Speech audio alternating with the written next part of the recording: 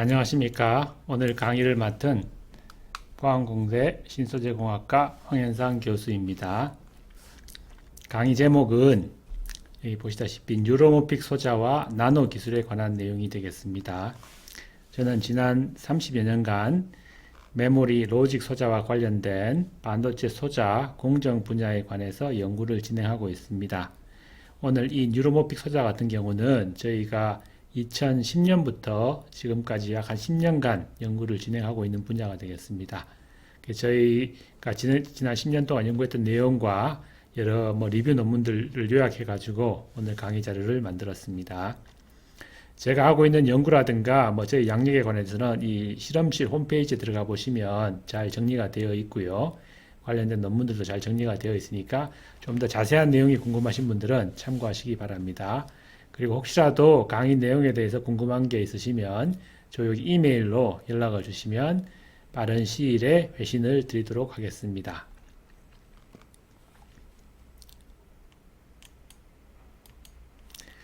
오늘 강의는 5개의 주제로 구성되어 있습니다. 첫 번째로 뉴로모픽 반도체가 뭔지에 대한 기본적인 기술 개요에 대해서 설명을 드릴 텐데요. 이를 위해서는 이제 기본적으로 딥러닝이라고 하는 그 인공지능 소프트웨어, 하드웨어 관련된 그 개념을 설명을 드리고요. 최근 기술 동향을 간단하게 설명드리겠습니다. 그리고 자세하게는 아니지만 간단하게 알고리즘에 대해서도 아주 기초적인 내용만 위주로 설명을 드리도록 하겠습니다. 근데 이제 이 뉴로모픽 반도체를 구성하려고 그러면 기본적으로 이 시냅스, 2번 항의 시냅스와 4번 항의 뉴런이라는 소자가 필요합니다. 그래서 저희는 첫 번째로 이 시냅스 소자가 무엇인지, 또 이 시냅스 소자가 어떤 특성이 필요한지에 대해서 그 자세하게 시냅스 소자의 특성 및 소자 측면에서 요구 조건에 대해서 설명을 드리겠습니다. 그런데 이 시냅스 소자에 관해서 연구가 되고 있는데요. 가장 대표적인 시냅스 소자가 이제 RM 소자입니다. 이게 RM 소자인데, 이 RM 소자를 기반으로 RM 소자의 시냅스 소자 공정에 대해서 RM으로 어떻게 시냅스를 구성하는지에 대해서 자세히 설명을 드리고요. 예, 그 다음에 두 번째로 중요한 이 뉴런 소자에 대해서 기술 개요를 설명을 드리겠습니다. 근데 기본적으로 이제 저기 많이 파퓰러한 뉴런 소자는 시모스 로직 소자로 만든 건데 드립니다. 근데 시모스 로직 소자로 만들게 되면 상당히 복잡해집니다. 물론 이 RM 시냅스도 시모스 기반으로 만들 수 있습니다만 상당히 복잡하기 때문에 저희는 여기 그 강의에서는 주로 투터미널 RM 소자로 설명을 드릴 거고요. 뉴런 소자도 동일합니다. 기존 시모스로 만들게 되면 굉장히 디바이스 소자 면적이 커지고요. 에너지도 많이 먹기 때문에 저희는 2단자 소자를 기반으로 뉴런 소자에 대해서 설명을 드리겠습니다. 기본적인 뉴런 소자의 기능과 이를 구현하기 위한 그 2단자 소자에 대해서 설명을 드리겠습니다. 이게 끝나게 되면 다섯 번째 내용으로는 이 뉴런과 시냅스를 연결해 가지고 뉴럴 네트워크를 구성하고요. 이걸 통해서 간단한 저희 실험실에서 구현할 수 있을 정도의 수준의 간단한 패턴 인식 시스템에 대해서 저희가 만든 시스템에 대해서 소개를 드리도록 하겠습니다. 이렇게 되면 이제 강의가 끝나게 되겠습니다. 조금 줄이겠습니다. 그래서 보시다시피 아마 4년 전, 벌써 4년이 지났네요. 2016년 3월에 있었던 알파고와 이세돌의 바둑 경기 다들 기억하고 계시지요? 그래서 어떻게 보면 이런 사람만 할 수 있다고 생각했던 어떤 고차원적인 바둑 게임을 컴퓨터하고 이세돌하고 해가지고 컴퓨터가 4대1로 이겼다는 것을 보고 이 알파고의 능력을 이제 사람들이 알게 된 거죠. 그래서 어떻게 보면 그 당시부터 2016년부터 사람들이 이제 인공지능이라는 기술이 굉장히 먼 게 아니고 이 향후 미래 사회에도 큰 영향을 미칠 수 있을 거라는 것에 대해서 많이 놀라게 된 것 같습니다. 하나의 일례로 보면 이게 지금 의사들이 그 영상 진단 데이터를 보고 있는데요. 제가 한 3년 전에 들은 이야기입니다만 이미 컴퓨터를 이용해서 패턴 인식을 하게 되면 영상의학 전문의들이 한 15년, 20년 정도 경력을 가진 영상의학 전문의보다 정확도가 더 높은 어떤 이미 패턴 인식할 수 있는 장치가 있다고 합니다. 그 당시에. 물론 지금 훨씬 더 좋아졌겠지만. 그런 면에서 보면 그러니까 굉장히 전문적인 교육이 필요한 일이긴 합니다만 의사들조차도 이런 컴퓨터하고 경쟁한다는 것은 이제 거의 포기한 단계라고 알려져 있습니다. 이제 여기 보시면 이 알파고를 구현하기 위해서는 1200개 정도의 CPU, 그다음에 176개 정도의 GPU를 클러스터 방식으로 엮어가지고 사용하고 있는데, 그리고 이제 지도학습이나 강화학습이라는 방법을 이용해서 이런 패턴 인식을 하고 있습니다. 근데 이제 문제는 이게 이제 전기를 굉장히 많이 먹는다는 겁니다. 100kW 정도를 먹고요. 뒤에도 언급드리겠습니다만, 전기세로만, 전기요금으로만 한 번 게임할 때마다 한 6시간 하겠지만, 5시간 할 때마다 대략 한 300만 원 정도를 사용했다는 그런 이야기도 있을 정도로 굉장히 에너지 측면에서는 효율이 낮습니다. 뒤집어 이야기하면 여러분들이 많이 사용하는 휴대폰, 내지는 자율주행 자동차에서도 만약 이 정도의 알파고 수준의 어떤 컴퓨팅 파워를 가진 디바이스가 있다면 상당히 활용할 때가 많이 있겠죠. 그렇지만 이렇게 100kW를 사용한다 그러면 불가능하겠습니다. 그래서 알파고와 같은 능력을 초고속, 그 다음에 초저전력으로 구현할 수 있다면 활용 분야가 굉장히 많을 거로 예측하고 있습니다. 예를 들면 휴대폰에 넣을 수 있다든가 아니면 자율주행 자동차에 넣을 수 있다면 상당히 분야가 많겠지만 현재의 기술로는 폰 노이만 방식이라는 컴퓨터 기술과 그 다음에 기존의 로직 소자를 이용한 CPU, GPU를 이용해서 구성했을 경우는 전기를 굉장히 많이 먹기 때문에 이거를 예를 들어서 한 1W 내지는 0.1W 정도로 대략 계산상으로 10만 배 내지는 100만 배 정도로 에너지 적게 먹는 디바이스를 만들지 않는 한 이 기술은 굉장히 느리게 동작하고 에너지가 문제가 없는 이런 그 서버 환경에서는 가능하겠지만 일반적으로 사람들이 많이 사용하는 모바일 디바이스에 응용하는 것은 현실적으로 불가능합니다. 이게 이제 기술의 한계인데요. 그러면 뒤집어 이야기하면 어떻게 하면 이런 기술들을 모바일 디바이스에서 내지는 자율주행 자동차나 로봇처럼 빠르게 동작하는 데 응용할 건가가 오늘 강의의 핵심 내용이 되겠습니다. 그걸 어떻게 구현하는가에 대해서 설명을 드리도록 하겠습니다.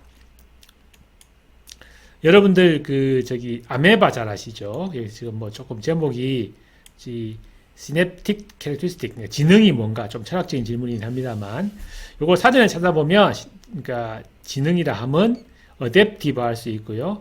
배우는 능력을 가지고 있고, 또한 기존의 지식을 바탕으로 어떤 패턴을 인식하는 걸 넓게 보면, 광범위한 의미로 보면, 사전적인 의미로 보면 지능이라고 볼 수 있습니다. 그래서 쉽게 이야기하자면 기존에 학습된 정보를 바탕으로 특정 패턴을 인식하고 이를 바탕으로 우리가 미래를 예측한다 하면 우리가 지능을 가지고 있다고 볼 수 있습니다.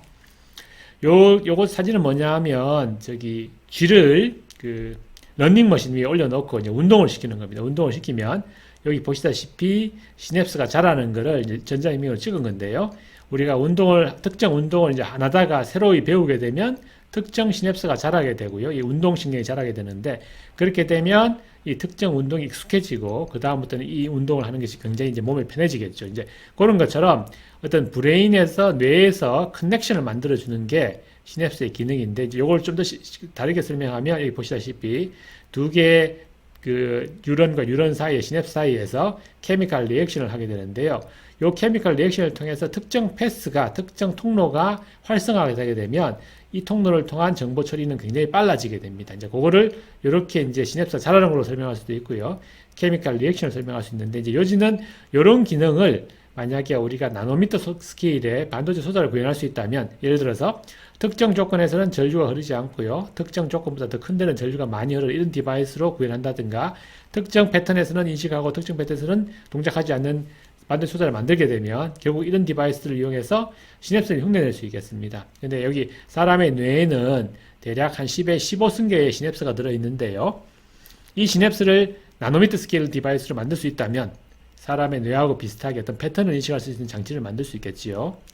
요 밑에 논문 보시면 이거는 이제 홋카이도 대학에서 나온 PRL 논문입니다. 피지컬 리뷰 레터인데 굉장히 유명한 저널인데요.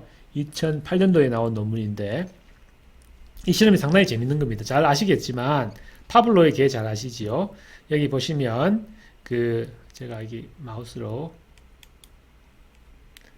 써보겠습니다. 그래서 26도, 그러니까 조금 높은 온도 26도와 22도 내지 23도가 될 텐데요.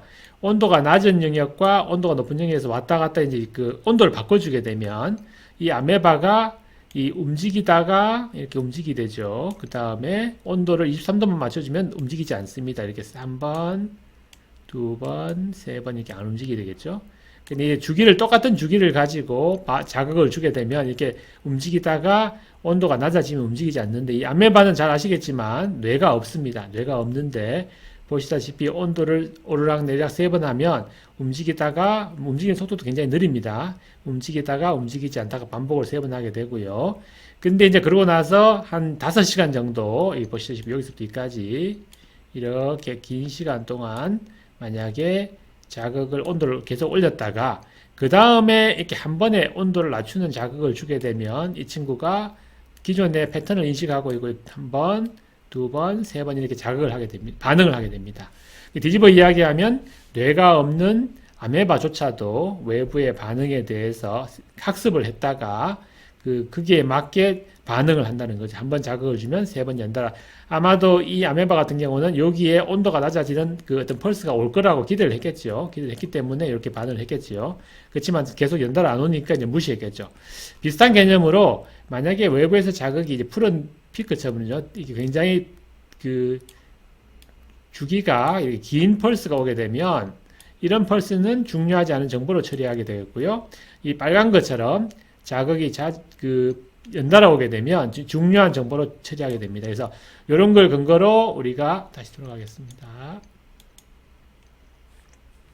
이런 걸 근거로 우리가 특정 패턴을 필터링 하고요. 특정 패턴을 무시할 수 있겠죠. 이런 뜨문뜨문 들어오는 것들은 무시하면 되고요. 그 다음에 자주 들어오는 것들은 중요한 정보가 되기 때문에 이런 것들을 롱텀 포텐셜에 걸고 그 뜨문뜨문 들어오는 것들은 숏텀 메모리로 필터링 하게 됩니다. 그래서 이렇게 해서 중요한 정보와 중요하진 정보를 구분할 수 있게 됩니다. 그래서 이 아메바 이 실험이 상당히 중요한데 어떻게 보면 우리가 시냅스의 기능을 하나의 어떤 모델로, 생물학적인 모델로 설명할 수 있는 굉장히 중요한 단서가 됩니다. 그래서 이런 걸 근거로 왜 우리가 이제 반복 학습을 하게 되면 그 뇌에서 어떤 변화가 일어나는지에 대해서도 한번 이해할 수 있는 좋은 근거가 되겠습니다.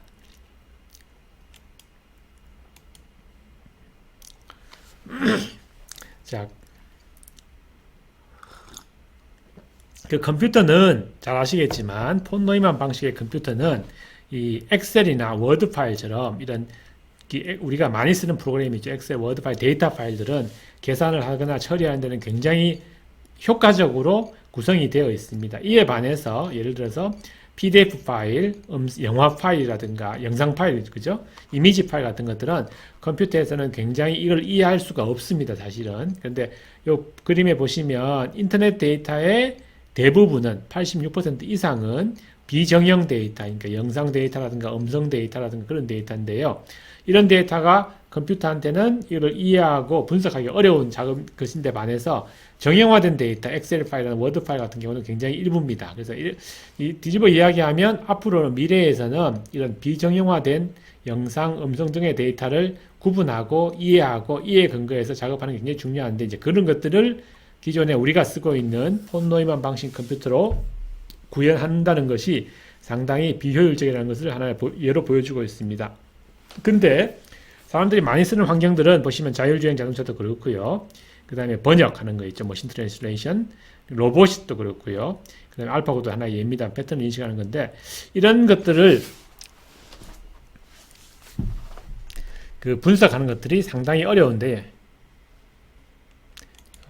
타이프입니다.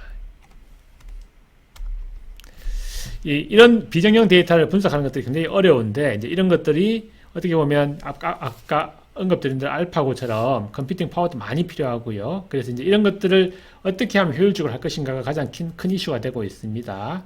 그래서 여기 보시다시피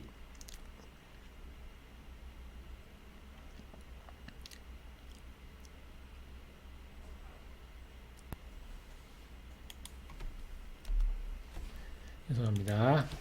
그래서 이 아래 보이는 거는 페이스북에서 만든 그 딥페이스라는 소프트웨어인데요. 그 딥페이스를 이용해 갖고 보시다시피 사람 얼굴을 인식하고 있는데 애큐러시가 정확도가 사람 수준하고 거의 비슷합니다. 97.5%인데 몇 년 전 자료이긴 합니다만 근데 요 하나의 예가 뭐냐 하면 사람 얼굴 하나를 인식하기 위해서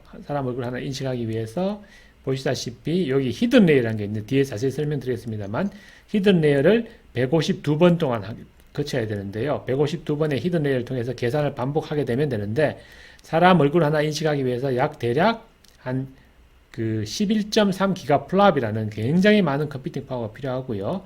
또 굉장히 느립니다. 이 정도의 컴퓨팅 파워를 써서 계산하게 되면 그래서 이런 우리가 기본적으로 컴퓨팅 파워가 부족하게 되면 이런 사람 얼굴처럼 복잡한 패턴을 근거로 구분하는 것은 굉장히 어렵고요. 이 컴퓨팅 파워가 제한되고 만약에 반응 속도가 느리기 때문에 레커니션 속도가 느리기 때문에 사실은 이런 얼굴 인식들을 아주 높은 해상도, 높은 정확도를 가지고 구현한다는 건 굉장히 어려운데, 그래서 여기 보시면 그 인식률의 정확도가 최근 2010년 후반기로 가면서 이제 급격하게 좋아지고 있습니다. 그전에는 저희 정확도 오차율이 20, 30%가 넘어서 아무도 대부분 사람들이 관심이 없었는데 최근 들어서 거의 사람하고 비슷한 수준의 정확도 나오면서 이런 기술들이 굉장히 활성화되고 있는데요. 근데 하나 이제 앞에서 언급드린 것처럼 이런 기술들이 만약에 이 정도의 그 컴퓨팅 파워 필요하다면 모바일 디바이스라든가 자동차에 대해서는 응용하기가 불가능하겠죠. 그래서 그런 것 때문에 문제가 되고요. 또한 이 본 기술은 항상 인터넷에 연결됐을 때는 문제가 없지만 앞에 서버를 이용해서 하는 건 문제가 없지만 모바일에서는 불가능하기 때문에 일부 제한된 응용에서만 가능한 걸로 알려져 있습니다. 자, 다시 돌아가서 이제 조금 더 자세하게 딥러닝이 뭔지에 대해 설명을 드리겠습니다. 그래서 마우스를 가지고 그래서 보시다시피 딥러닝은 AI라는 기술이 있는데 거기에 하나가 서브가 이제 머신러닝이고요. 그 서브로 브레인 인스파이어라는 기술을 기반으로 했을 때 그 중에서도 이 뉴럴 네트워크, 그 중에서도 이제 딥러닝, 저희가 사실 오늘 설명드릴 건 이 부분입니다. 이 딥러닝이라는 기술을 바탕으로 설명을 드릴 텐데 좀 더 자세한 부분에 관심 있는 분들은 이 논문을 읽어보시면 잘 정리가 되어 있으니까 참고하시고요. 그래서 이제 요를 근거로 우리가 오늘 이야기할 딥러닝을 설명드리고요. 이제 딥러닝을 어떻게 하드웨어를 구성할 건가에 대해 설명을 드리겠습니다. 그래서 주로 이제 오늘 그 알고리즘을 설명드릴 텐데 그 두 가지. 첫 번째는 이 세컨드 제너레이션과 이제 서드 제너레이션인데요. 저희가 주로 할 거는 이 세컨드 제너레이션입니다. 요거 백프로파게이션이라는 알고리즘을 기반으로 설명을 드리겠습니다. 그래서 앞에서 말씀드린 대로 이 알고리즘에 관해서는 사실은 펄스 제너레이션이 있는데요. 1943년에 보고된 펄스 제너레이션 모델은 이미 이제 그다지 많이 사용되지 않기 때문에 이게 스킵하고요. 이 세컨드 제너레이션 알고리즘, 백프로파게이션 알고리즘 같은 경우는 1986년도에 제안되어 있고요. 지금 딥러닝에 활용되고 있는, 실제로 활용되고 있는 모델입니다. 여기 보시면 피드 포워드, 리커넌트 뉴럴 네트워크 되어 있고요. 유니버셜 포 아날로그 컴퓨테이션으로 되어 있죠. 그래서 이런 굉장히 유니버셜한 모델이고요. 그 다음에 시냅스를 이용해서 어떤 정보를 저장하고 패턴을 인식하는 장치인데 가장 중요한 메시지가 이겁니다. 보시다시피 어떤 그레이디언트 디센트 알고리즘을 사용하고요. 더 중요한 거는 슈퍼바이즈 러닝 알고리즘으로 되어 있는데 우리 특정 패턴을 학습을 시키게 되면 그걸 근거로 우리가 특정 그 뉴럴 네트워크를 구성하게 되고 그걸 근거로 패턴 인식이 가능한데 여기서 가장 중요한 거는 이 수학적으로 프루브되어 있다는 겁니다. 이 모델은 이미 수학적으로 증명된 모델이기 때문에 이 알고리즘을 구현할 수 있는 하드웨어를 만들 수 있게 되면 이 하드웨어 시스템이 패턴 인식이 가능하다는 것을 수학적으로 이미 프루브가 되어 있습니다. 그래서 상당히 대부분의 제가 말씀드린 내용은 이 세컨드 제너레이션 근거로 설명을 드릴 거고요. 이에 반해서 사실은 이 3세대 서드 제너레이션 스파이크 뉴럴 네트워크 같은 경우는 상당히 이 중요한 기술입니다. 그러니까 그러니까 펄스 코딩을 기반으로 되어 있고요. SNN 기술 같은 경우는 실제로 이제 뇌과학을 연구하시는 분들이 상당히 이제 좋아하는 모델인데 뇌과학적인 접근 방법을 이용하고요. 또 펄스 코딩이다 보기 때문에 이 에너지 측면에서는 굉장히 효율적입니다. 효율적이고 그래서 이제 만약에 이걸 근거로 우리가 어떤 패턴 시스템을 구현할 수 있다면 참 좋겠는데 이 모델이 수학적으로는 프루브가 안 되어 있습니다. 아직까지. 그래서 그 뉴로사이언스 측면에서는 굉장히 파워풀하지만 아직까지 엔지니어링 측면에서 이 SNN을 기반으로 아주 고성능의 패턴 인식 시스템을 구현하는 건 상당히 어렵습니다. 어렵기 때문에 그래서 그게 한계고요. 그래서 그럼에도 불구하고 최근에 이제 많은 연구들이 이쪽에서 진행되고 있기 때문에 앞으로 조만간 이 서드 제너레이션 SNN 기반으로 어떤 그 큰 시스템 레벨에서 패턴 인식 시스템이 또 가능하지 않을까 싶습니다만 현재로서는 제가 말씀드릴 대부분의 내용은 여기 딥러닝 기반으로 하는 백프로파게이션 알고리즘을 기반으로 설명을 드리겠습니다. 그래서 이 논문 혹시 관심 있으신 분들은 꼭 한번 읽어보시면 좋을 것 같고요. 자, 이 백프로파게이션 알고리즘을 이제 설명드릴 텐데요. 요거를 설명을 드리려면 제가 화면을 조금 바꾸겠습니다.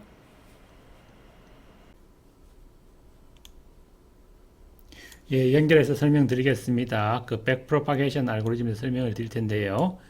그 백프로파게이션 퍼셉트론 뉴럴 네트워크 트레인드, 그러니까 백프로파게이션 방법을 이용한 트레이닝하는 방법을 설명을 드릴 텐데, 여기 보시다시피 그 필기체 숫자 데이터가 있습니다. 우리 0부터 9까지를 많은 사람들이 쓴 데이터를 모아놓은 데이터인데, 이 데이터를 만약에 우리가 인식을 하고 싶다, 테스트를 하고 싶다 그러면 어떻게 구성하는지 설명드릴 텐데, 이 동그라미가 뉴런입니다. 뉴런이고요. 그래서 뉴런이 있고, 그러니까 각각의 이 뉴런에서는 앞에 단에 들어온 신호를 그 시냅스 값을 이용해 가지고 곱셈을 합니다. 이게 들어온 인풋 신호와 시냅스의 웨이팅 값을 곱하게 되면 이 단자에 이 뉴런에 전달된 뉴런의 특정 신호가 될 거고요.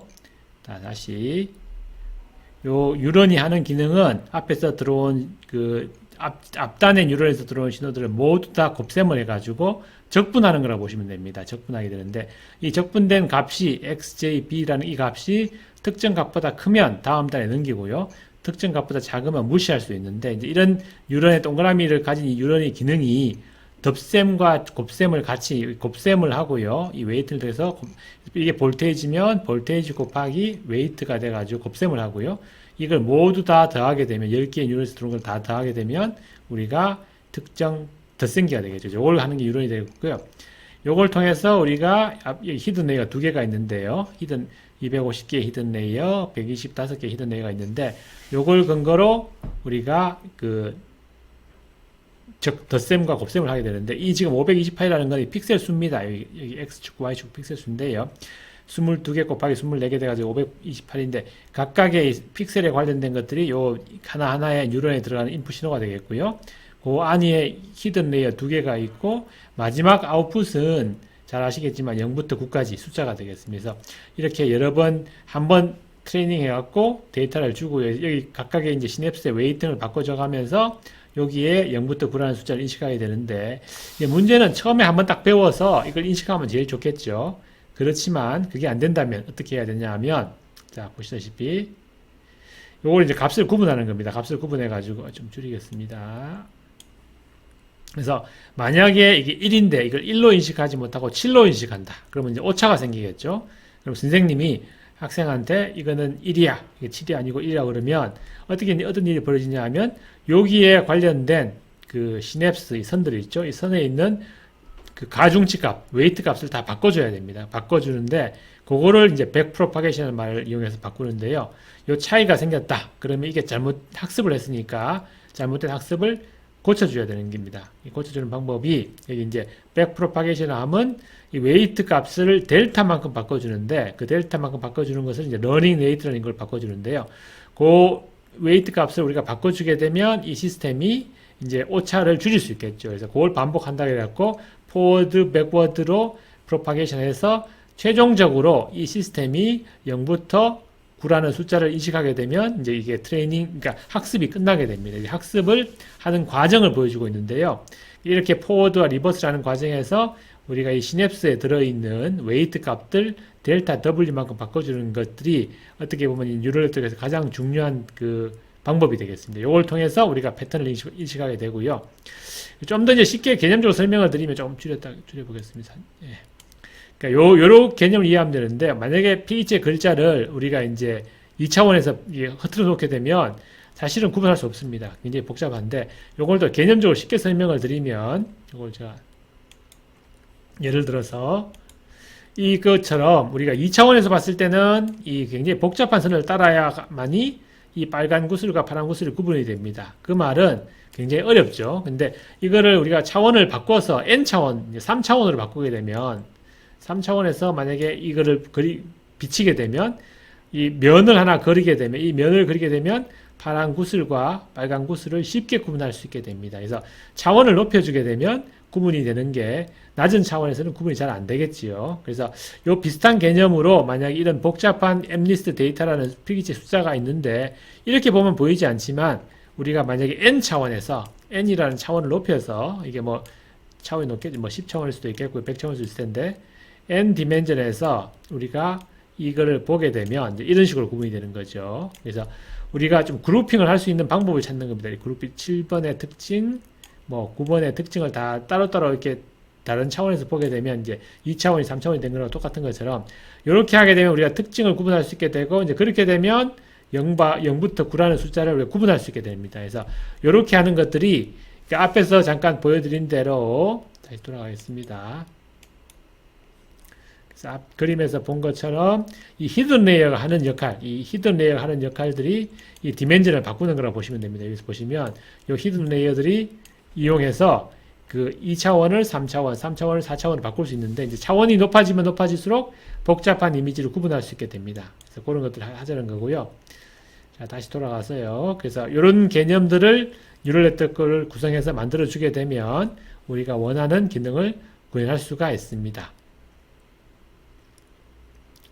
자, 이 앞에서 이제 언급드렸던 그 뉴럴 네트워크에서 어떻게 그 퍼셉트론 뉴럴 네트워크에서 만약에 데이터가 다시 설명을 드리면 이 6만 개의 데이터로 트레이닝 시킨 거, 그 다음에 트레이닝 5천 개만 가지고 이제 데이터가 제한될 경우 적을 때는 정확도가 높겠죠. 빨리 쉽게 액큐러시 높일 수 있고요. 트레이닝을 6만 개로 하게 되면 데이터가 많죠. 그렇게 되면 실제로는 그 트레이닝 되는 과정이 뭐 20번을 하더라도 20번을 반복을 하더라도 액큐러시가 떨어지겠죠. 그렇지만 여기서 만약에 학습이 끝난 다음에 한 10,000개 정도의 데이터를 가지고 테스트를 해주게 되면 6만 개로 학습한 것들이 조금 더 높겠죠. 테스트할 우리가 인식률이 한 97%까지 나온다는 겁니다. 그래서 여기서 지금 이포크라고 되어 있는 것들이 이 이포크라는 게 우리가 트레이닝을 통해서 앞으로 뒤로 반복하면서 20번 동안 반복하면서 돌아가겠습니다. 이거를 포워드와 백워드를 20번 반복하면서 학습 트레이닝을 하게 되면 뒤에서 보신 것처럼 우리가 특정 패턴을 인식할 수 있는 한 97%의 정확도를 가지고 사람이 쓴 필기체 글자를 인식할 수 있게 되기 때문에 상당히 파워풀한 툴이 되겠습니다. 그래서 이렇게 해서 뉴럴 네트워크를 구성하고요. 심지어는 이렇게 간단한 엠리스조차도 이 정도의 20번 정도의 트레이닝이 필요하고요. 근데 이제 사람 얼굴처럼 복잡한 이미지는 훨씬 더 어렵겠죠. 그래서 이제 요거를 좀 더 이제 사람 필기체보다 더 어려운 거 보시다시피 만약에 자동차를 인식한다 그랬을 때는 이 훨씬 더 복잡한 히든 레이어도 개수도 훨씬 많고요. 보시다시피 이거보다 훨씬 더 많은데 한 100개쯤 됩니다. 100개쯤 되고요. 각각의 히든 레이어 하는 역할이 이런 피처, 특정 이런 패턴 우리가 이런 거라든가 특정 패턴만 구분하게 됩니다. 그래서 X축, Y축으로 되어 있는데 이런 것들을 보시다시피 히든 레이어가 많으면 많을수록 이런 걸 통해서 특정 패턴을 모으고요. 그 특정 패턴에 따라서 마지막 단계에 가게 되면 이게 뭐 트럭인지 버스인지 아니면 차인지 어느 회사 차인지를 구분할 수 있겠죠. 그래서 이렇게 해서 히든 레이어를 구성하고 있는데 이제 문제는 이 뉴런과 이 뉴런 사이에 있는 이 엄청나게 많은 시냅스가 있는데요. 이 시냅스가 지나갈 때마다 어떤 일이 벌어지냐면 곱셈과 덧셈이 벌어집니다. 그래서 이 기능을 하려 그러면 굉장히 많은 컴퓨팅 파워가 필요하다는 게 이제 문제가 되고 있고요. 여기 보시면 페이스북에서 약 한 3억 5천만 개 하루에 per day에 3억 5천만 개의 이미지가 올라오고 있고요. 월마트에서 2.5 페타바이트라는 데이터가 매번 제너레이션 되고요. 한 시간당. 유튜브에서는 매 분당 300시간 정도의 동영상 파일이 올라온다 그러니까 엄청난 양이 되겠죠. 그래서 이런 것들을 이런 딥러닝을 이용해서 뭐 GPU나 이런 걸 이용해서 분석을 해갖고 이제 패턴 인식을 하는 것들이 이제 지금 하고 있는 일들입니다. 그래서 이게 어떻게 보면 우리가 이미지 클래시피케이션, 그러니까 어떤 이미지가 뭔지 이게 뭐 사람인지 개인지 자동차인지 구분하게 되겠죠. 의자인지 구분할 수 있는데 이런 것들이 이제 많은 데이터셋들을 뭐 표준 데이터셋도 있고요. 실제로 여기서처럼 실제로 실시간으로 생성되는 데이터도 있겠지만 문제는 이제 이런 것들을 구분하려고 그러면 상당히 많은 컴퓨팅 파워, GPU를 예를 보여주는데 GPU를 몇천 개씩 연결해야지만이 우리가 원하는 패턴을 인식할 수 있기 때문에 그게 어떻게 보면 이제 한계라고 볼 수 있습니다. 자, 다시 돌아가서 이제 이런 것들을 하겠다는 거죠. 패턴 인식을 딥러닝에서 한다는 것들이 이런 이미지를 인식하고 오브젝트를 인식해갖고 우리가 원하는 기능을 구현하는 건데 문제는 이렇게 복잡한 뉴럴 네트워크를 이용하기 때문에 이제 그런 것들이 한계라는 겁니다. 그래서 컴퓨팅 파워가 무한대라면 좋겠는데 서버를 통해서 하게 되면 문제가 안 됩니다만 이게 만약에 전기를 적게 먹어야 되고 모바일 환경에 써야 된다면 상당히 어렵겠죠.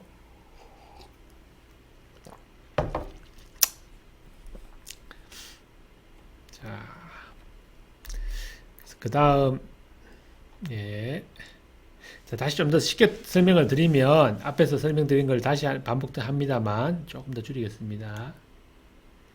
그래서 그 뉴런의 기능은 여기 뭐 다시 설명을 드리면 이 뉴런이 그 시냅스가 하는 기능은 이 웨이트를 저장하고 있다가 이 웨이트 wij 이 웨이트 값인데요. 요거를 인풋 값 xi를 곱해 가지고 이 더해주면 됩니다. 시그마니까 이걸 더해주는 게 이제 이쪽 뉴런이 하는 기능이라는 게 Y라는 게 하는 게 앞에서 들어온 예를 들어 볼테이지면 여기 컨덕턴스가 되고요. 볼테이지 곱하기 컨덕턴스 되면 이쪽에 이제 전류값이 되겠죠. 그래서 그 값을 Y에 넣어주게 되면 이 Y가 특정 값보다 높을 때 예를 들어서 높으면 그 다음을 보내고요. 특정 값보다 적으면 무시하게 되겠죠. 뭐 그렇게 그 RELU라는 걸 쓸 수도 있겠고요. 시그모이드도 쓸 수 있는데 기본적으로 뉴런의 기능은 외부에서 들어온 신호를 곱셈을 하고요. W랑 곱셈을 하고 그 다음에 아웃풋을 만들어서 전달하는 단계가 될 텐데 이때 필요한 게 이제 맥이라는 기능입니다. 맥킨토시 맥이 아니고요. multiply and accumulate 그래갖고 이 대부분의 뉴럴 네트워크의 90% 이상이 이런 맥 기능이 필요합니다. 곱셈과 덧셈 기능인데요. 이 곱셈과 덧셈 기능을 효과적으로 구현하게 되면 우리가 앞에서 봤던 이 뉴럴 네트워크를 쉽게 구현할 수 있게 되는데 이제 문제는 이 맥 기능을 그 멀티플라이 어큐뮬레이션을 기존의 컴퓨터로 하는 것 앞에서 보여드린 CPU, GPU를 하게 되면 가능은 하지만 굉장히 효율이 떨어집니다. 그래서 앞으로 지금까지 계속 말씀드릴 내용은 이런 것들을 어떻게 에너지 에피션스하게 구현할 수 있는 방법이 뭔가가 이쪽 분야를 연구하는 하드웨어로 디바이스로 구현하고자 하고 싶은 사람들의 가장 그 이제 꿈이 되겠습니다. 그래서 제가 다음부터 계속 설명드릴 내용은 요거를 간단한 반도체 소자로 구현해서 이 그 멀티플라이와 어큐뮬레이트를 쉽게 구현할 수 있는 기존의 CMOS 로직 소자가 아니고요. 그걸 구현할 수 있는 방법에 대해서 설명을 드리도록 하겠습니다. 그래서 이제 여러 가지 그 딥러닝 모델들이 있는데 뭐 오늘 이걸 자세히 설명드릴 건 아니고요. 그냥 간단하게 용어 정도만 아시면 되겠습니다. 그래서 뭐 fully connected layer라고 하는 거는 여기 모든 것들이 인풋과 히든과 아웃풋이 다 연결된 걸 fully connected라고 그러고요. 레이어가 많다 그래갖고 멀티 레이어 퍼셉트라고 그러고요. 그러니까 CNN은 뒤에 설명드리겠습니다만 특정 피처를 반복적으로 사용해서 하는 것을 이제 CNN이라고 그러고, 그러니까 리커런트 함은 나온 데이터가 그 전단으로 돌아간다는 겁니다. 리커런트 피드백 하는 그런 뉴럴 네트워크도 많이 사용하고 있고요. 이런 것들이 최근 들어서 그 뉴럴 네트워크의 성능을 개선하기 위해서 연구되고 있는 대표적인 뉴럴 네트워크 모델들이 되겠습니다. 그래서 뭐 언급드린 대로 상당히 많은 그 뉴럴 네트워크 모델들이 있고요. 이거 다시 줄이겠습니다. 그래서 이건 참고하시고, 그래서 뭐 그 퍼셉트론, 피드포워드 뭐 여러 가지 있고요. 그래서 요거는 참고만 하시고, 가장 중요한 게 요거 네 가지인데요. fully connected neural network라고 해서 그 멀티레이어 퍼셉트론 앞에서 봤던 그 필기체 숫자 인식하는 게 요게 되겠습니다. 그래서 요게 가장 간단하고 파퓰러한 방법이 되겠고요. 그 다음으로 했던 것들이 이제 CNN이라는 건데, CNN이 앞에서 봤던 그 볼보 자동차 인식하는 게 CNN 모델입니다. 특정 피처, 그러니까 X축, Y축으로 나눠가지고, 뭐 내지는 그 특정 분야만 나눠가지고, 그 연결을 시켜서 뉴럴 네트워크를 구성해 주게 되면 훨씬 더 간단하게, 이거보다 좀 더 풀리 커넥티드 뉴럴 네트워크보다 훨씬 더 에너지 에피션스하고 간단하게 구성할 수 있기 때문에 이제 CNN을 많이 사용하고 있고요. 뭐 RNN이나 NSTM에 대해서는 구태여 언급하지 않겠습니다. 근데 이런 알고리즘을 그 뉴럴 네트워크 모델들을 이용해 갖고 구현하고 있고, 제가 말씀드릴 거는 대부분 이 풀리 커넥트 내지는 CNN에 관련된 내용이 되겠습니다. 혹시 뭐 피드백을 필요한 그런 데라든가 뭐 새로운 LSTM도 많이 최근에 나온 모델들인데 요건 따로 언급드리지 않겠습니다.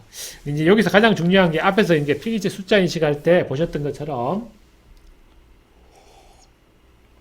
트레이닝 과정이 있는데요. 트레이닝이라 함은 그 웨이트를 바꿔주는 겁니다. 그러니까 외부에서 데이터가 들어오면 이 데이터를 근거로 우리가 시냅스의 웨이트를 바꿔주게 되면 최종적으로 우리가 원하는 웨이트 값, 최적화된 웨이트 값을 가지게 되는데 그게 이제 트레이닝이 끝났다는 건데요.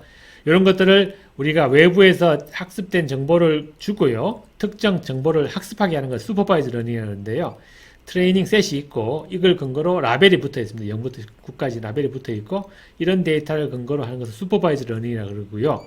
이에 반해서 라벨이 없을 수도 있습니다. 라벨이 없는 데이터를 주고 구분해봐라. 우리가 예를 들어서 전혀 새로운 글자가 있는데 이 새로운 글자 우리가 한 번도 보지 않은 글자가 있다 그러면 거기서 어떤 특정 패턴을 우리가 이제 학습을 통해서 unsupervised라고 그래갖고 가르쳐 주지 않겠죠. 가르쳐 주지 않은 상태에서 구분해보는 특징을 구분해보는 것을 이제 unsupervised라고 그러는데 요거는 따로 설명을 안 드리겠습니다. 이런 다양하게 supervised, unsupervised, semi-supervised 등 여러 가지 트레이닝하는 방법이 있는데 제가 말씀드릴 거는 주로 이 특정 0부터 9라고 라벨이 붙어져 있는 이미지를 구분하는 방법에 대해 설명을 드리겠습니다.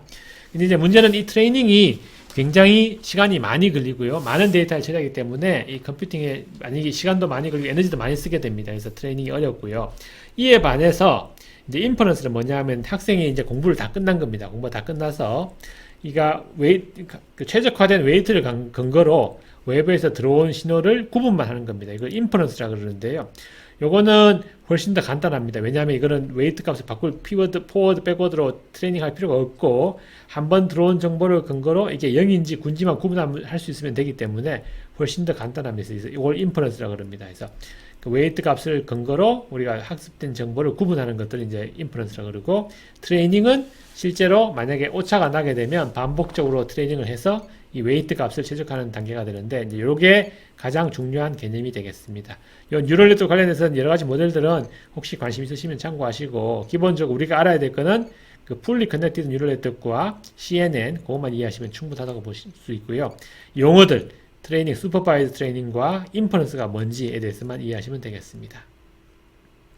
그래서 앞에 언급드린 대로 그 CNN, 그 딥이라 하면 레이어가 여러 가지가 있는 건데요. 딥 CNN이라고 그러는데 이 CNN이 하는 역할이 보시다시피 특정 피처를 특정 보시면 앞에서 보여드린 것처럼 이런 특정 X축 방향으로 뭐 Y 뭐 이렇게 특정 패턴을 가지고 있는지 이제 이 그림에서 우리가 특정 패턴만 뽑아내게 되면 이게 조금 로우 레벨 되겠고 이건 하이 레벨 되는데 이런 걸 근거로 이미지를 훨씬 더 간단하게 구현할 수 있게 됩니다. 그래서 예를 들어서 이런 필터가 있다. 이게 특정 CNN의 피처라 그러면 이걸 이용해서 그 이미지를 훨씬 더 다른 그러니까 간단하게 구현할 수 있게 되는데 이 컨볼루션 하는 기능이라는 게 뭐냐 하면 결국 이러한 피처들인데요.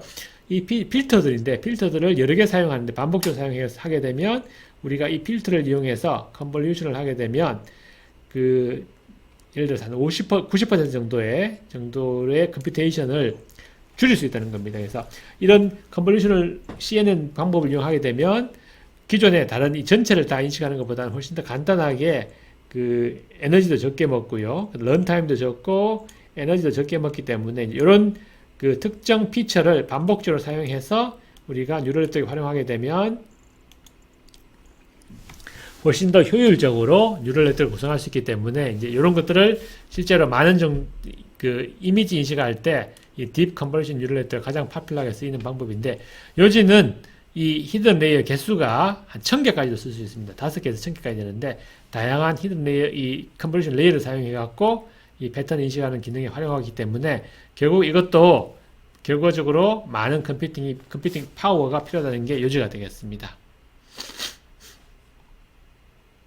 다시 들어가서 그래서 여러 가지 모델들이 있는데요. 뭐 참고하시고 뭐 이게 자세한 내용을 설명드릴 건 아니고요. 그래서 여러 가지 최근 들어서 2010년, 12년, 14년부터 새로운 모델들이 많이 나오고 있고 이제 이걸 사용해서 평가를 해봤더니만 정확도가 사람이 한 5% 정도 오차가 있는데 반해서 이 최근에 나온 모델들은 사람보다 더 정확도가 높은 모델까지 나왔다는 걸 보여주고 있고요. 근데 이제 문제는 이런 것들이 히든 레이어 개수가 엄청나게 많아지고 있습니다. 정확도는 좋아졌지만 3.57로 좋아졌지만 이거를 구현하기 위해서 필요한 히든 레이어가 예전에는 보시면 8층, 뭐 19층, 22층인데 반해서 이거는 152층, 그러니까 152개의 히든 레이어를 가져야만이 우리가 복잡한 이미지, 사람 얼굴 같은 복잡한 이미지를 구현할 수 있다는 게 어떻게 보면 액큐러시, 정확도를 표현해서는 측면에서는 장점이지만 컴퓨팅 파워, 컴퓨팅 에너지 측면에서는 단점입니다. 그래서 이런 게 있겠고요. 뭐 여러 가지 모델들이 있으니까 참고하시고, 그러니까 컨볼루션 레이어가 적은 거, 두 층인 거, 컨볼루션 레이어가 많은 거가 있는데, 많으면 많을수록 정확도는 좋아지지만 그만큼 많다는 이야기는 그만큼 우리가 많은 계산이 필요하기 때문에 그런 장점과 단점이 있다는 걸 참고하시면 되겠고요.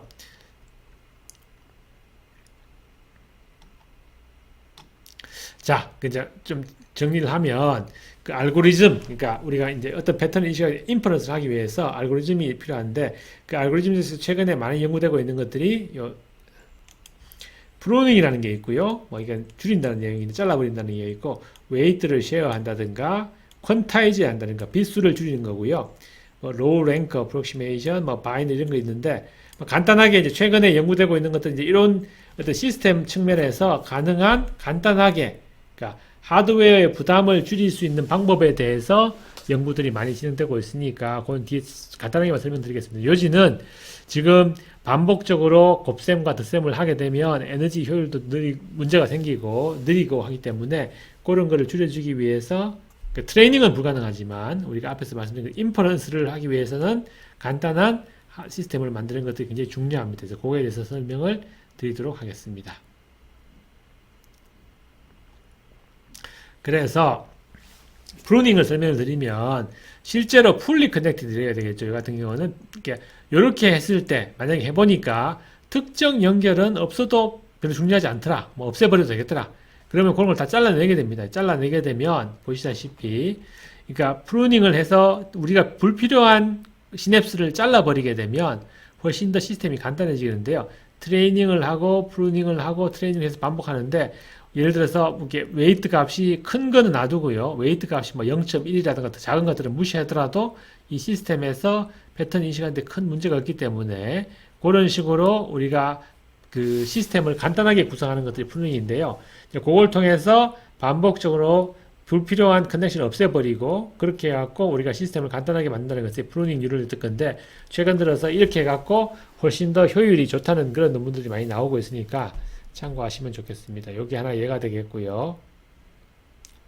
이제 두 번째 토픽 웨이트 쉐어링 같은 경우는 내지는 세 번째 토픽 퀀타이제이션인데요. 이것도 비슷한 개념입니다. 보시면 2.09, 0.98 이런 것들을 가능한 간단하게 2빗 정도로 32개, 32빗으로 하게 되면 컴퓨팅의 계산이 굉장히 복잡해지는데 반해서 빗수를 보시면 이 데이터 보시면 뭐 8빗으로 하나, 뭐 4빗으로 하나 별 차이고 4빗보다 더 작아지면 문제가 되는데 예를 들어서 특정 모델 같은 경우는 2빗까지 줄이더라도 8빗이나 2빗이나 큰 차이가 없는 모델도 있습니다. 물론 1빗으로 줄이면 애큐러시가 안 나오겠지만 그래서 이 요지는 빗수를 이렇게 많이 하는 것 대신에 빗수를 줄여가지고 가능한 뭐 2빗 내지는 4빗 정도로 빗수를 줄이더라도 정확도에 큰 문제가 없는 것 같은 경우는 이렇게 빗수를 줄이는 연구들도 많이 하고 있습니다. 이것도 이제 이쪽 분야를 연구하는 소프트웨어 연구하시는 분들이 어떻게 하면 효율적으로 계산할 건가를 고민하는 과정에서 나온 내용인데요. 그래서 이렇게 해갖고 빗수를 줄여주게 되면 계산도 훨씬 더 간단해지기 때문에 기존의 32빗 플로팅보다 훨씬 더 간단한 시스템으로 구현이 가능합니다. 이건 하나 예인데요.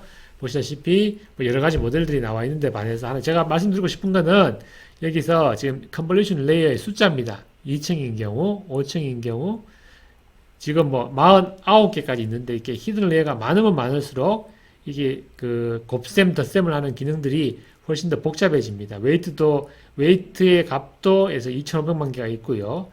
반복적인 그러니까 곱셈과 덧셈 기능을 해야 되는 것들이 3.9G가 되겠죠. 그러니까 이 말은 무슨 말이냐면 계산이 그만큼 많이 필요하다는 겁니다. 그 말은 결과적으로 이런 것들을 기존에 컴퓨터로 사용하게 되면 굉장히 느려지겠죠. 그렇기 때문에 이 모델이 복잡할수록 물론 정확도는 높아지지만 이만큼 컴퓨팅 하는데 부담이 생기게 되는 게 한계라고 볼 수 있습니다. 그럼에도 불구하고 얘인데요. 여러 가지 새로운 모델들을 써서 오차율을 줄이는 과정인데 이제 이게 하나 보시면 이제 놀라운 건데 이거 한번 보십시오. 트레이닝 하는데 분이 아니고요. 주가 걸립니다. 몇 주씩 걸리는데 굉장히 어렵겠죠. 그래서 이렇게 복잡한 트레이닝 과정을 거쳐야만이 이게 서버 같은 컴퓨터를 많이 쓰고요. 복잡한 트레이닝을 거쳐야만이 우리가 이 사람 수준의 정확도를 가지는 약간 뉴럴 네트워크를 구성할 수 있고요. 이제 그러다 보니까 이렇게 하려 그러면 이제 GPU를 굉장히 많이 써야 됩니다. 보시다시피 GPU를 뭐 몇 개만 쓰는 게 아니고 엄청나게 많은 GPU를 사용해서 이 뉴럴 네트워크를 구성하기 때문에 상당히 부담이 되고 있고요. 그래서 이런 것들에 대한 연구들이 어떻게 하면 이걸 좀 더 간단하게 할 건가에 대해서 우리들이 고민을 하고 있는데, 요지는 정확도를 키우려면 어쩔 수 없이 이런 그 파워라든가 트레이닝 타임에서 한계가 있다는 것들이 지금까지 그 이야기된 내용이 되겠습니다. 자, 뭐 아까 연결된 내용입니다만 알파고 그 게임할 때 그 이만큼의 그 CPU나 GPU를 사용하는 바람에 전기세만 약 $3,000를 냈기 때문에, 뒤집어 이야기하면 이걸 만약에 휴대폰을 사용한다, 모바일 디바이스 사용하면 배터리가 못 견디겠죠. 그죠? 그 다음 이걸 만약에 데이터 센터에 사용하더라도 이게 엄청나게 전기를 많이 먹고 부담이 되기 때문에 이게 서버에 사용하더라도 문제가 될 수 있습니다. 그래서 요지는 이제 이런 것들이 에너지를 어디서 먹냐 알아봤지만, 실제로는 그 데이터를 불러오고 덧셈, 곱셈을 하는 과정에서 반복적으로 D램 메모리에서 많은 에너지를 쓰고 있는데, 결국 메모리에서 데이터를 불러와서 곱셈을 하고 다시 덧셈을 한 다음에 다시 저장하는 그런 반복적인 과정들이, 맥 기능들이 에너지를 굉장히 많이 먹는다는 것을 하나의 단적인 예로 보여주고 있습니다. 그래서 이런 것 때문에 우리가 만약에 기존 컴퓨터 대신에 훨씬 더 에너지를 적게 먹는 디바이스를 만들어야 되는데, 그게 가장 큰 이슈가 되고 있습니다. 자, 좀 더 이제 자세하게 들어가게 되면, 자, 현재 컴퓨터 보시다시피 현재 컴퓨터는 서버에서 하는데요. 소프트웨어 기반의 뉴럴 네트워크는 어떻게 보시면 뭐든지 할 수 있습니다. 뭐든지 할 수 있다는 건 바둑도 할 수 있고요, 영상 진단도 할 수 있고, 글자도 인식할 수 있고, 뭐 예를 들면 번역도 할 수 있겠죠. 근데 정확도는 굉장히 높고 플렉서블 하고요. 그래서 이런 기존 소프트웨어가 딥러닝을 기반으로 한 소프트웨어 기반 뉴럴 네트워크 같은 경우는 굉장히 플렉서블하고 정확도가 아까 말씀드린 것처럼 사람 수준으로 올라가 있습니다. 근데 이제 문제는 이게 아까도 말씀드린 것처럼 전기를 엄청나게 많이 먹고요, 파워 소모가 많고 느립니다. 느리고 트레이닝 하는데 며칠씩, 몇 주씩 걸립니다. 그러다 보니까 이런 것들이 서버 환경에서 인터넷에 연결된 상태에서 사용하는 건 문제가 아니지만, 이런 기술들을 만약에 모바일 환경에 사용하려고 그러면 거의 불가능합니다. 그 이유가 뭐냐 하면, 여기 보시다시피 기존의 CPU와 뭐 D램이라든가 플래시 메모리가 있던데, 이 메모리와 CPU도 굉장히 빠르고 메모리도 굉장히 빠르지만, 두 단에서 정보가 왔다 갔다 하려고 그러면 실제로는 우리가 덧셈과 곱셈을 간단한 덧셈 곱셈이긴 하지만 그걸 반복하는 과정에서 이 바틀렉이 생깁니다. 이 바틀렉이 생기면 우리가 정보를 전달하는데 한계가 생기는데, 그 한계가 결과적으로 이 시스템이 에너지를 많이 먹고 느린 이유가 되겠습니다. 그러면 어떻게 하면 이런 문제를 해결할 건가가 이제 가장 이슈가 될 텐데, 요걸 해결하기 위해서 이제 연구하는 것들이 좀 더 다른 컴퓨팅을 이렇게 하지 않고요, 기존의 폰 노이만 배터리 생기지 않도록 잘게 잘라가지고 뉴런과 실수를 넣고 어떤 병렬 컴퓨팅을 하기 가능하게 하면 훨씬 더 효과적으로, 각각이 빠르더라도 바틀렉이 생기지만 요걸 잘게 자르게 되면 병렬 컴퓨팅이 가능하기 때문에 이제 그렇게 구현하는 것들이 최근에 많이 연구가 되고 있는데, 그게 뉴로모픽 컴퓨팅의 가장 기본적인 개념이 되겠습니다. 다시 들어가서 최근에 이제 그 이쪽의 문제점을 알고 있기 때문에 이제 FPGA나 ASIC을 사용해 갖고 하드웨어를 칩을 만들게 되면 이거보다 대략 한 100배에서 1000배 정도 특정 기능만 할 수 있습니다만 그 빠르고 에너지를 적게 먹게 되는데, 요거를 기존 CMOS 기반의 SRAM 기반으로 이제 구현하는 것들이 많이 연구가 되고 있습니다. 그래서 요걸 사용해서 디바이스 에어리아를 줄여주고, 근데 이제 문제는 요거를 이제 그러니까 SRAM을 하게 되면 이제 문제가 뭐냐 하면, 이거보다는 훨씬 좋습니다. 그렇지만 SRAM을 시냅스로 사용하게 되면 디바이스 면적이라든가, 왜냐면 SRAM이 트랜지스터가 기본적으로 6개가 필요하기 때문에 디바이스 면적도 커지고요, 그러다 보니까 덴시티도 한계가 있습니다. 물론 앞에서 말씀드린 것처럼 CPU나 GPU보다 훨씬 좋아지지만 단점이 있는데, 이 이제 요 FPGA나 ASIC을 하게 되면 단점은 특정 기능밖에 못합니다. 예를 들어서 얼굴 인식에 쓴 FPGA ASIC이라면 요거는 얼굴 인식만 할 수 있고요, 다른 건 못하겠죠. 그죠? 그래서 그런 한계는 있지만, 이거는 플렉스블 하지만 이건 플렉스블 하지 않고요, 요거는 그나마 이거보다 한 100배에서 1000배 정도 좋아지지만 한계는 아직까지도 시냅스를 SRAM을 하는 것은 한계라는 거죠. 이에 반해서 우리가 오늘 공부할 그 새로운 디바이스, 뉴로모픽 하드웨어 디바이스 같은 경우는 이 크로스 포인트 어레이라는 걸 사용할 겁니다. 뒤에 설명드릴 텐데요. 이 크로스 포인트 어레이로 만들어 주게 되면 이 뉴로모픽 하드웨어 칩을 우리가 곱셈, 덧셈을 하는데 굉장히 효과적인 디바이스를 구현할 수 있게 됩니다. 그래서 매트릭스 닷 프로덕트라고 그러는데 이 크로스 포인트 어레이로 디바이스를 만들어서 곱셈과 덧셈을 해주게 되면 우리가 굉장히 효율적인 맥 기능, 매트릭스 멀티플라이 어큐뮬레이션 기능을 쉽게 할 수 있기 때문에 그거를 근거로 디바이스를 만들어주게 되면 기존의 FPGA ASIC보다 대략 한 1000배 정도 더 기능이 좋아집니다. 그래서 기존의 GPU나 CPU보다는 이런 새로운 뉴로픽 하드웨어를 만들어주게 되면 대략 한 100만 배 정도의 성능 개선이 되는 걸로 알려져 있습니다. 근데 이제 이걸 하려고 그러면 여기 지금 단점이 뭐냐 하면 아직까지 이상적인 시냅스를 만들어야 되는데 그게 한계고요. 또 새로운 그 전기를 적게 먹는 뉴런도 만들어야 되는데 그것도 아직 한계로 알려져 있는데 이제 그런 것들을 뉴런과 새로운 시냅스를 만드는 것들이 이제 저희가 뒤에 설명드릴 제가 연구했던 내용이 되겠고 오늘 강의로 설명드릴 내용이 되겠습니다. 그래서 기본적으로 저희는 이 소프트웨어 기반 뉴런들을 공부하는 건 아니고요. 어떻게 하면 이러한 새로운 하드웨어 기반으로 CMOS 기반이 아니고 여기서 FPGA AG에서 나왔던 CMOS 기반의 SRAM 시냅스가 아니고요. 좀 더 간단한 2단자 소자를 이용해서 뉴로모픽 시냅스를 구현하는 것들이 핵심 내용이 되겠습니다.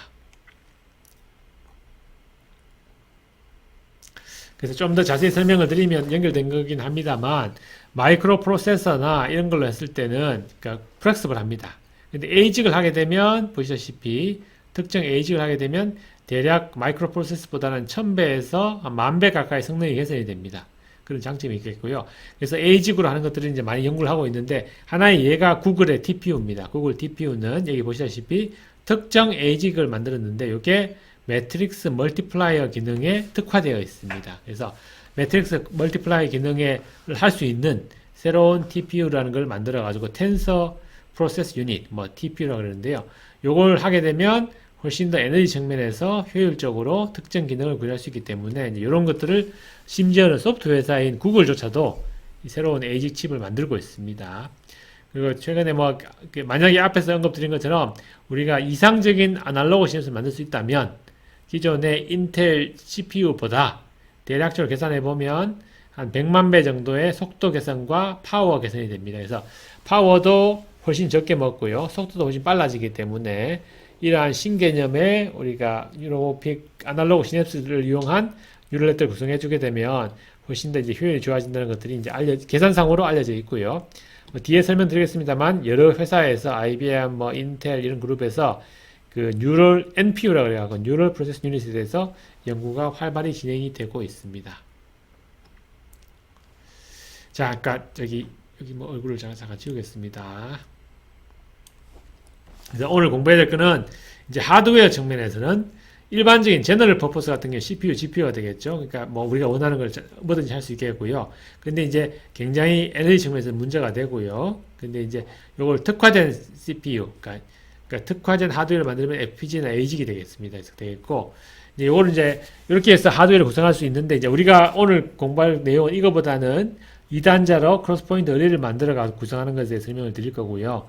그래서 이제 요 알고리즘과 하드웨어, 인퍼런스와 트레이닝에 관련돼 가지고 우리가 이제 공부를 할 겁니다. 그래서 요 결과적인 용어인데요. 그러니까 트레이닝, 반복적으로 백워드, 포워드를 반복하는 걸 트레이닝이라고 그러고, 인퍼런스는 거의 끝나고 나면 우리가 특정 패턴을 인식하는 걸 인퍼런스라고 그러고요. 이걸 알고리즘이 이제 어떤 우리가 딥러닝 알고리즘에 대해서 설명을 잠깐 드렸고, 실제로 오늘 우리가 공부할 건 하드웨어를 어떻게 구현해 가지고 인퍼런스나 트레이닝에 적합한 하드웨어를 만드는 것에 대해서 설명을 드리겠습니다. 자, 요거는 뭐 여러 가지 그냥 참고만 하시면 되는데, 여러 회사에서 지금 진행하고 있는 뉴로모픽 알고리즘에 대해서, 하드웨어에 대해서 보여주는 겁니다. 그래서 트레이닝용, 데이터 센터의 트레이닝용, 그 다음에 인퍼런스, 그러니까 데이터 센터에 쓰이는 인퍼런스, 그 다음에 엣지 디바이스에 쓸 수 있는, 뭐, 자율주행 자동차에 쓸 수 있는 거라든가, 그런 인퍼런스도 나와 있습니다. 그래서, 엔비디아에서 만든 자율주행 자동차용 컴퓨터인데, 요것도 특정 패턴만 인식할 수 있는 그런 기능이 되겠죠. 구글 DPU도 똑같습니다. 구글 DPU도 특정 패턴을 인식하는 장치가 되겠고, 이게 만약에 트레이닝을 한다 그러면, 굉장히 기존보다 훨씬 더 뭐 이렇게 좀 플렉스블 하지만 실제로는 많은 더 큰 시장은 아마 여기서 인퍼런스에 있는 걸로 알려져 있습니다. 참고하시고요. 그래서 이것도 뭐 인퍼런스 쪽에 여러 가지 지금 연구되고 있는 그룹에 보여드린 거니까 참고하시면 되겠습니다. 그래서 뭐 MIT에서도 하고 있고 그 다음에 그 차이니즈 아카데미 사이언스, 구글의 TPU, 뭐 그다음 스탠퍼드 대학에서 하고 있는 여러 가지 인퍼런스 기반의 인퍼런스 기능을 개선할 수 있는 하드웨어에 대해서 다양한 논문들이 나오고 있으니까 참고하시면 좋겠습니다. 이것도 앞에서 언급드린 대로 구글에서 만든 TPU인데요.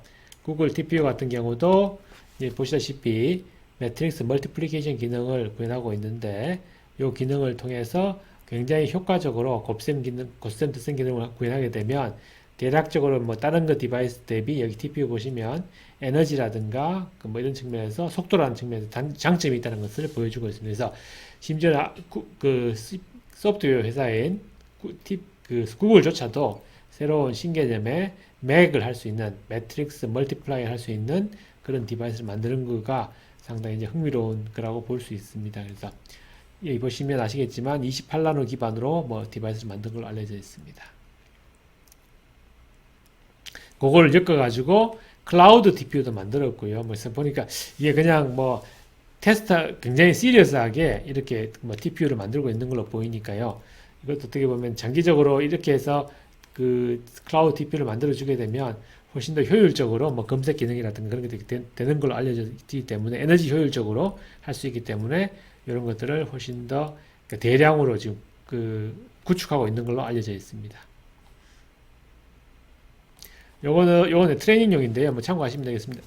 인텔, 엔비디아 뭐 이런 회사에서 트레이닝에 포커스를 맞춰가지고 기존 거보다 뭐 훨씬 더 많이는 아니지만 3배에서 뭐 2배에서 4배 정도의 트레이닝 특성이 좋아진다는 것에 대해서 보여주고 있는데 이것도 뭐 여러 가지 모델들이니까 참고하시면 좋겠습니다. 그래서 보시면 12나노 테크놀로지를 사용해 갖고 만들어낸 것도 있고요. 그래서 엔비디아에서 굉장히 활발하게 이 트레이닝이라든가 그쪽으로 관련된 범용 그 칩들을 개발을 하고 있습니다. 이것도 뭐 참고하시면 될 것 같고 딥러닝 쪽에 엔비디아나 페이스북에서 하고 있는 그 시스템에 대해서 소개를 드렸고요. 이것도 비슷한 내용이라 그냥 참고하시면 될 것 같고 암이라든가 여러 가지 회사에서 관련된 연구들이 활발히 진행되고 있습니다. 스킵하겠습니다. 자, 여기에 중요한 내용인데요. 자, X축. 자, 들어가서요. X축에 보시면 오퍼레이션입니다. 이제 컴퓨팅 하는데 필요한 오퍼레이션이 얼마만큼 복잡이냐에 따라 달라지는데, 그 다음에 정확도. 그러니까 컴퓨테이션을 많이 하면 할수록 정확도가 높아지겠죠. 그죠? 정확도 높아지고, 컴퓨테이션을 많이 하면 정확도 높아지는데, 우리가 원하는 거는, 그러니까 계산은 적게 하지만, 만약에 정확도 높으면 제일 좋겠죠. 그죠? 근데 이제 많은 경우에 그렇지 않습니다. 이쪽 트렌드를 따라간다는 이야기는 우리가 정확도를 키우려 그러면, 그러니까 반대로 이야기하면 계산을 더 많이 해야 된다는 건데요. 이미지넷 데이터 보시면 100번의 epoch를 통해 갖고 한 100만 개의 트레이닝 이미지를 하게 된다는데 이렇게 되게 되면 대략 GPU를 사용하더라도 며칠씩 걸린다는 겁니다. 그래서 기가헤르츠 클락을 가지고 100W를 쓰는 걸 가지고 하면 이만큼의 데이터를 처리하려고 그러면 적어도 며칠씩 걸리기 때문에 굉장히 느립니다. 트레이닝 하는데. 그래서 대부분의 컴퓨팅에서 느린 이유는 그러니까 메모리하고 컴퓨테이션, 그러니까 메모리도 빠르고 CPU도 빠른데 그 사이에서 폰 놓이면 바틀렉이 생기기 때문에 느린데요. 그래서 이러한 문제를 풀기 위해서 병렬 컴퓨팅이 가능한 디바이스가 있어야 되는데 만약에 이걸 기존의 GPU를 하게 되면 GPU도 어떻게 보면 일부 병렬 기능이 들어가긴 합니다만 제한되죠. 상당히 제한되기 때문에 그래서 이런 그러니까 매트릭스 멀티플리케이션에 특화된 새로운 디바이스를 쓰지 않으면 이런 트레이닝을 하는 것들이 굉장히 어렵다는 게 하나의 한계로 알려져 있습니다.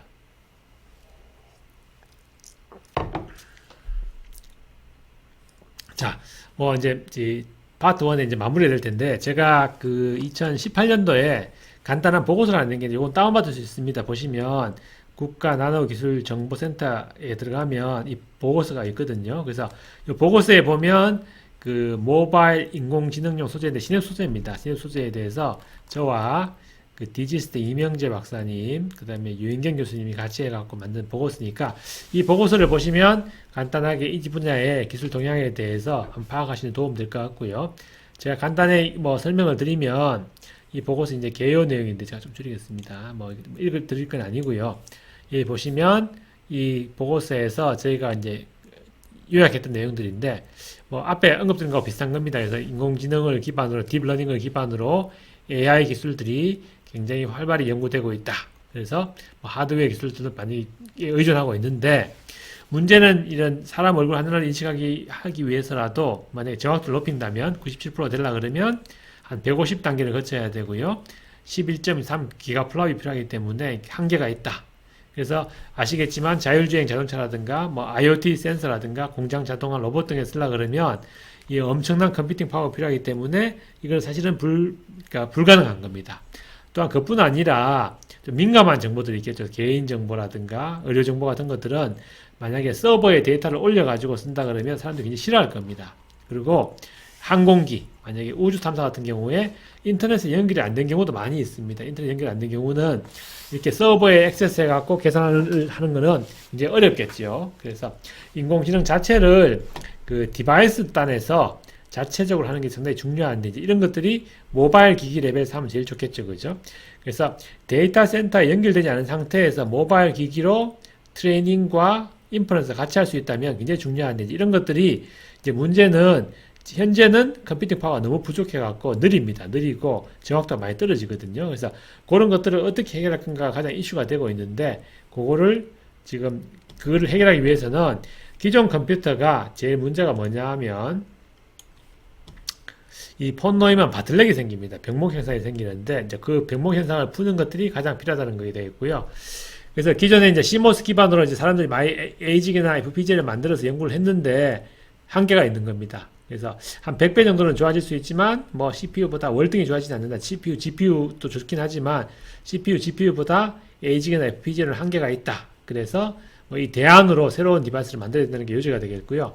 그 대안으로 많은, 그러니까 특히나 이제 모바일이나 엣지 디바이스에서 필요한, IoT 같은 엣지 디바이스에 필요한 것들은 신개념의 반도체를 만드는 겁니다. 그 신개념 반도체는 그 크로스 포인트 어레이를 기반으로 하고요. 그 크로스 포인트 어레이인데 2단자 소자를 사용해서 2단자 비발성 메모리를 사용해서 크로스 포인트 어레이를 만들어주면 그 맥 기능, 멀티플라이와 어큐뮬레이션 기능을 굉장히 간단하게 구현할 수 있게 되는데, 이제 그렇게 만드는 게 요지가 되겠고요. 한 개의 예를 들어서 나노미터 스케일 디바이스 이용해서 5비 정도의 정보를 저장하고 이걸 이용하게 되면 행렬곱 연산을 효과적으로 할 수 있게 되는데, 이렇게 되게 되면 이게 타이포입니다.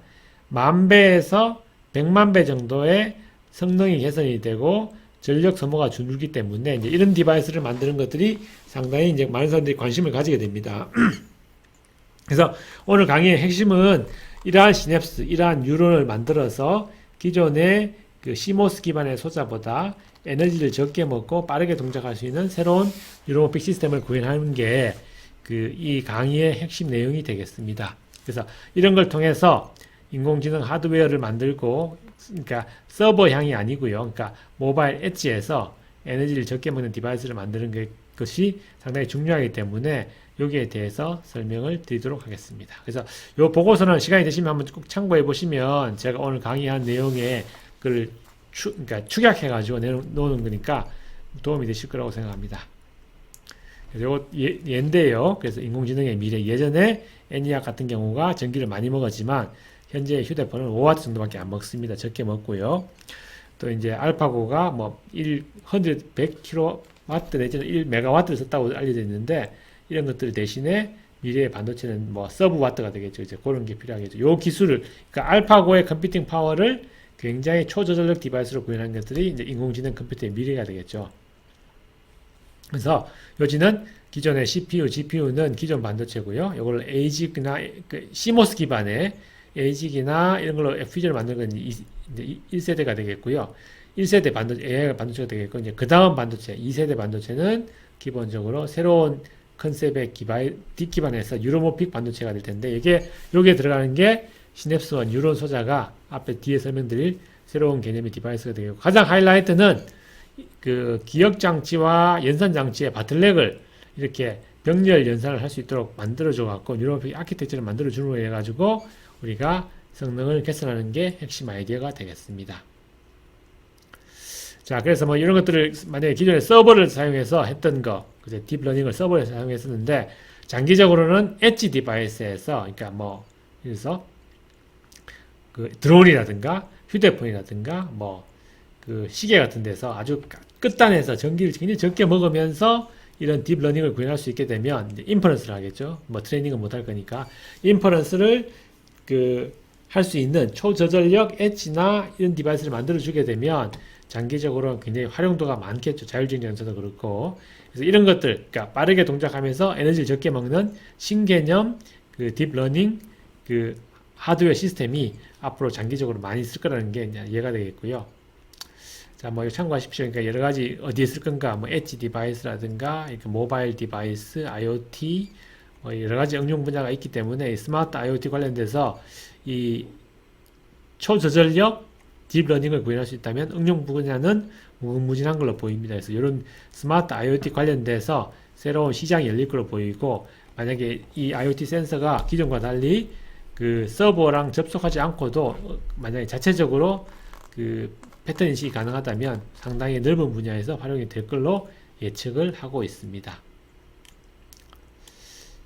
자, 그래서 뭐 여기 하나 예인데요. 클라우드 컴퓨팅은 항상 실시간으로 서버랑 연결돼야 되지만 부하가 많이 걸리겠죠. 데이터 센터랑 트래픽도 많이 생기고.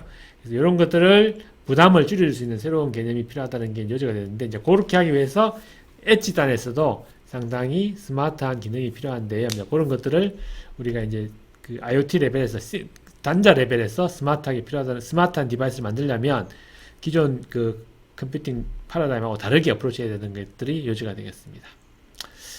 자, 뭐 하나인데요. 그러니까 통신한다든가 이게 개인 의료용 정보 같은 경우는 실시간으로 외부로 서버에 올리는 건 상당히 부담이 되겠죠. 자율주행 자동차도 똑같은데 이렇게 딜레이가 생기면 안 되겠죠. 그래서 이런 것 때문에 우리가 실제로 그 엣지 단에서, 그러니까 휴대폰이라든가 이런 의료용 정보의 프라이버시라든가 속도, 딜레이 같은 게 문제 생기는 이런 자율주행 자동차 같은 경우처럼 우리가 클라우드를 사용하지 않고 엣지 단에서 처리하는 게 상당히 중요하다는 게 실제로 우리가 항상 인터넷에 연결이 안 되어 있기 때문에, 그죠? 항상 인터넷에 연결되어 있다면 클라우드를 사용할 수 있겠지만 그렇지 않다면 엣지 단에서 모든 걸 해야 되기 때문에 그러려면 신개념의 반도체가 필요하다는 게 되겠습니다. 그래서 우리가 새로운 개념의 반도체를 만들어서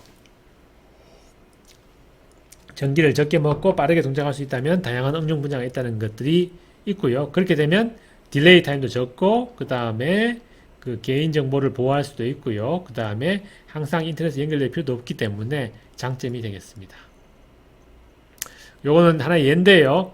자율주행 자동차를 구현하기 위해서 차 안에 보시면 뭐 카메라도 있고 레이더도 있고 대략 한 30초에 6GB 정도의 정보가 제너레이션 된다고 합니다. 제너레이션 되고요. 근데 이제 이걸 구현하려 그러면 대략 한 2500W가 되고, 그 순행식입니다. 순행식으로 전기도 굉장히 많이 먹고 해서 이런 걸 이용해서 자율주행 자동차를 만드는 거는 물론 연구용으로는 괜찮겠지만 실제로 이거를 만약에 실제로 커스터머가 쓰는 거는 거의 불가능하다고 봅니다. 그래서 제가 봐서는 이게 2500W가 아니고 25W 미만으로 굉장히 전기를 적게 먹지 않으면, 심지어는 전기자동차조차도 2.5kW 정도를 쓰게 되면 실제로는 전기자동차에 쓰는 에너지의 상당 부분이 자동차를 구동하기 위해 필요한 에너지보다 만큼 많은 전기를 쓰게 되면 실제로 이제 효율이 많이 떨어지겠죠. 그래서 앞으로는 전기를 적게 먹는 컴퓨팅 시스템이 굉장히 중요한 게, 심지어는 자율주행 자동차조차도 전기를 너무 많이 먹으면 안 되기 때문에 이제 새로운 컴퓨팅 시스템이 필요하게 됩니다. 드론도 당연히 똑같겠죠. 드론에서 그 배터리에 전기를 너무 많이 먹으면 안 되기 때문에 1W 미만에 사용해야 되겠고요. 그래서 전기를 적게 먹는다는 건 상당히 중요합니다. 배터리 용량도 그렇고요. 이걸 구동할 수 있는 시간도 있기 때문에 앞에 자율주행 자동차와 동일하게 에너지를 적게 많이 먹는 디바이스는 실제로는 IoT 센서라든가 드론이라든가 여러 가지 디바이스의 응용에 한계가 있게 됩니다. 자, 이건 뭐 얘인데요. 지금 기술로 보면 트랜지스터 기술이 지금 굉장히 70년대부터 많이 작아지고 집중도가 좋아졌지만 그래서 뭐 펜티움, 제온, 뭐 코어, 듀오이 되지만 실제로는 기술적으로 보면 이제 거의 세츄레이션 돼가고 있습니다. 기존 CMOS 기반의 기술은 무엇으로를 따라서 봤을 때 마이크로 프로세서만으로 어떤 기술적인 브렉스루를 만들기는 굉장히 어렵습니다. 그래서 우리가 이런 이 슬로우 다운 되고 있는 기존 트랜지스터 기술 클락 스피드는 거의 멈췄고요. 그 열도 많이 발생하기 때문에 열 에너지에 대한 그 한계도 있기 때문에 이런 발열 문제라든가 클락 스피드의 한계라든가 이런 걸 고려할 때 새로운 개념의 하드웨어가 없으면 우리가 앞에서 보여드렸던 굉장히 초저전력으로 그 패턴 인식을 하기에는 상당히 어렵다는 걸 하나의 기존 CMOS 기술의 한계로 봤을 때 어렵다는 걸 보여주고 있습니다. 그래서 요약하면 뭐 정확도, 패턴 인식의 정확도, 그 다음에 스루풋, 얼마만큼의 많은 데이터를 처리할 수 있는가. 실제로 비디오 같은 경우는 초당 30프레임이 막 날라옵니다. 그래서 이런 것들을 실시간으로 처리하는 게 굉장히 어렵고요. 그 다음에 자율주행 자동차 같은 경우는 레이턴시 문제가 되겠죠. 그죠? 그래서 레이턴시 문제도 해결해야 되고, 에너지나 파워 측면에서도 굉장히 데이터 센서도 굉장히 전기를 많이 먹거든요. 그래서 데이터 센서의 에너지도 그렇고, 만약에 모바일 디바이스 같은 경우 배터리 에너지도 문제가 되겠죠. 그래서 그런 것도 문제가 되고, 또한 하드웨어도 가격이 싸야지 그 범용을 쓸 수 있겠죠. 커스터머가 쓰려면 가격이 높으면 안 쓰겠죠. 그 다음에 이제 여러 가지 플렉시빌리티라든가 스케일러빌리티 고려할 때 풀어야 될 문제가 상당히 많이 있습니다. 그래서 이런 것들을 해결할 수 있는 유니버셜한 모델은 없겠지만 각각의 응용 분야에 따라서 에너지 효율을 높이고 컴퓨팅을 좀 더 효과적으로 빠르게 할 수 있는 시스템을 만드는 것은 응용 분야가 무궁무진하다고 알려져 있습니다. 그래서 이런 것들에 대해서 단위 와트당 더 많은 컴퓨팅을 하는 것들이 더 중요하기 때문에 이제 에너지를 많이 먹으면 안 되기 때문에 오퍼레이션은 많이, 그러니까 계산을 많이 하지만 상대적으로 저전력에서 동작하는 것들이 상당히 중요한 기술이 되겠습니다. 이거 비슷한 이야기인데요. 그래서 이런 것들을 하기 위해서 어떤 걸 해야 되는가? 뭐 정확도 측면에서, 스루프 측면에서, 그 다음에 스피드 측면에서 여러 가지 이슈되고 있는데 결과적으로는 이제 이런 기존 CMOS로 하는 것들은 그러니까 D램 소자를 이용한다든가 했을 때 기존 CMOS로 하는 것들은 상당히 한계가 있는 걸로 보입니다. 그래서 하드웨어 코스트도 비싸고 에너지도 많이 먹고 느려지기 때문에 이런 것들을 해결할 수 있는 새로운 디바이스가 필요한데 그게 이제 오늘 저희가 공부할 2단자 소자로 크로스 포인트 의뢰를 만들어서 시스템을 구성하는 것과 기존 CMOS의 대안으로 알려져 있습니다.